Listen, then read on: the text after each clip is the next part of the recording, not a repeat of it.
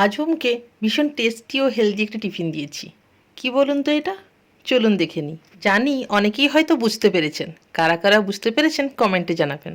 জন্য গতকাল রাত্রে 1 কাপ মতন গোটা মুগ ভিজিয়ে রেখেছিলাম। সকালে সেটাকে ভালো মতন ধুয়ে সাথে কিছু নারকেল কোড়া তার মতন খেজুর দিয়ে বেটে এরকম একটা পেস্ট বানিয়ে নিয়েছি। এর সঙ্গে সামান্য গুড়, বিট লবণ দিয়ে ভালো করে মাখিয়ে কড়া গরম করে সামান্য ঘি মাখিয়ে এরকম বড়ার আকারে ভেজে নেব। আপনারা চাইলে এর উপরে কিছু গোটা তিল বুনে দিতে পারেন। ছোটোবেলায় এই ধরনের বড়া খুব খেয়েছি। স্লো আঁচে এইভাবে উল্টে পাল্টে একটু বড়াগুলো ভেজে নেব। ঘিয়ে যখন বড়াগুলো ভাজা হচ্ছে এত সুন্দর একটা গন্ধ উঠছে, যখন ভাজবেন বুঝতে পারবেন। আজকে ওমের টিফিনে ছিল ঘিয়ে ভাজা মুগের বড়া। একটা গোটা গাজর সেদ্ধ করে দিয়েছি। শনপাপড়ি খেতে ভীষণ পছন্দ করে, তাই শেষে খাওয়ার জন্য অল্প শনপাপড়ি। আজকের টিফিন আমাদের একদম রেডি, সাথে 1 বোতল জল তো আছেই।